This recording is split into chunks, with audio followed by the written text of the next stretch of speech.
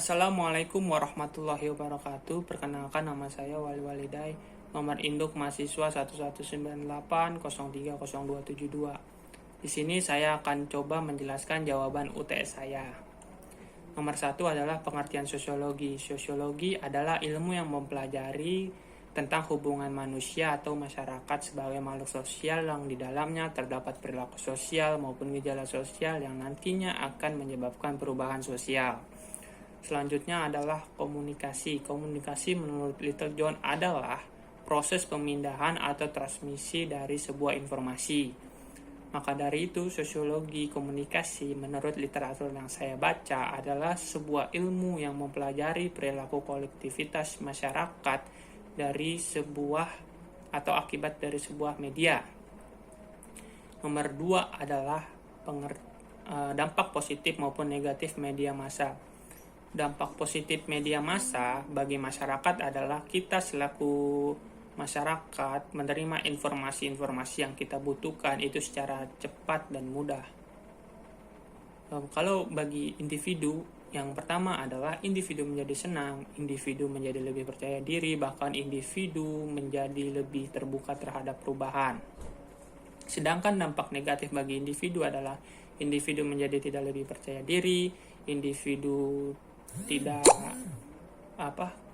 ketergantungannya terhadap sesuatu lebih tinggi, bahkan individu menjadi antisosial seperti itu.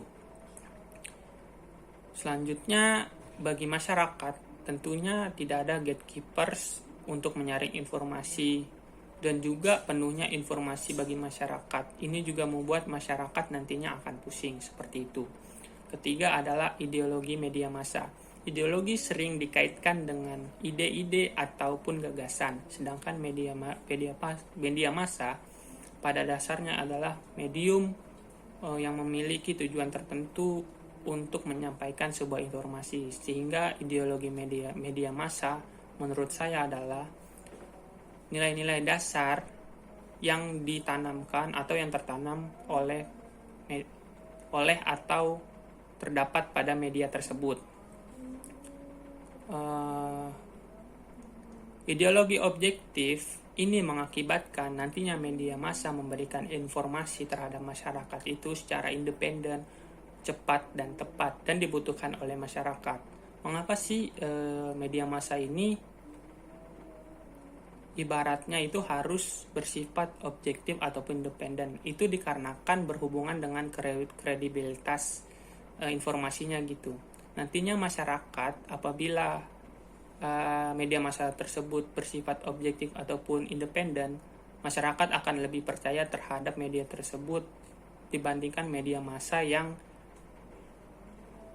tidak independen ataupun tidak bersifat objektif. Nah, ini nanti berhubungan dengan profit dari media massa tersebut gitu, karena tidak menutup kemungkinan media massa ini nantinya juga dibeli gitu sama pihak-pihak tertentu, sehingga media massa tersebut tidak lagi menjadi independen dan dipertanyakan independennya.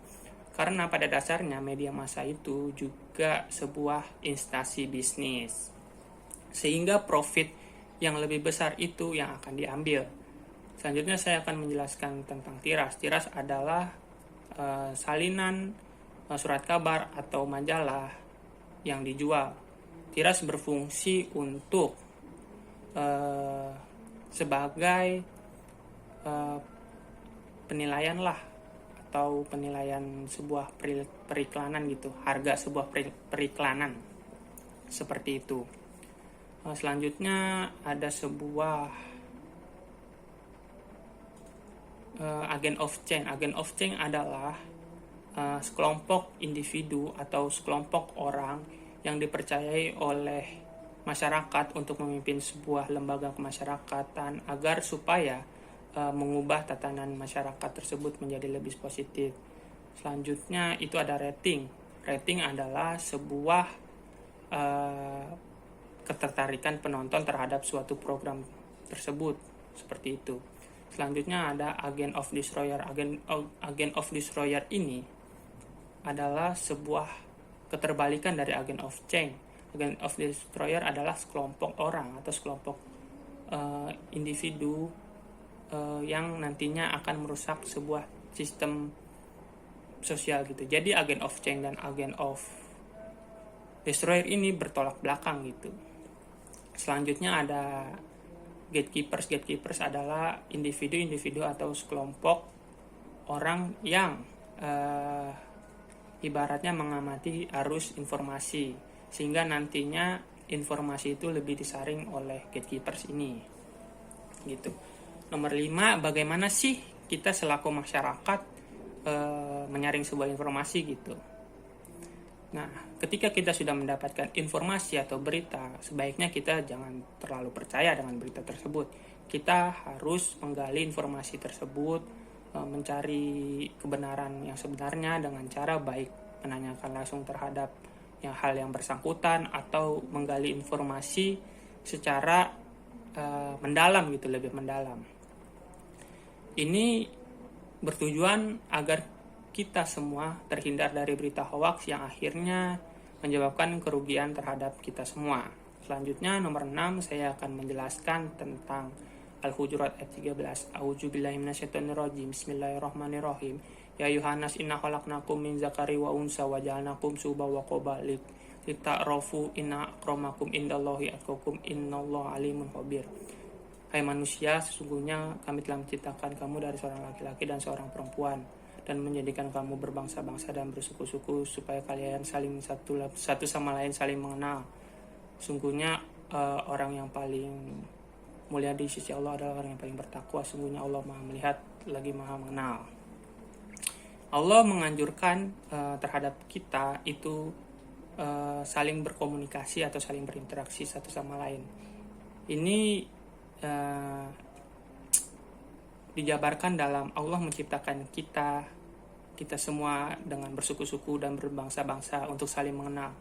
Nah, untuk saling mengenalnya ini kita harus berkomunikasi menggunakan bahasa sehingga nantinya itu kita tidak menjelek-jelekan suatu suku atau suatu bangsa, karena pada dasarnya Allah itu menciptakan kita bersuku-suku dan berbangsa itu untuk saling mengenal, bukan saling menjatuhkan. Seperti itu kira-kira hal yang berkaitan dengan komunikasi.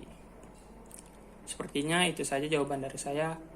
Wassalamualaikum warahmatullahi wabarakatuh. Kekurangan datangnya dari saya, kelebihan datangnya dari Allah Subhanahu wa taala.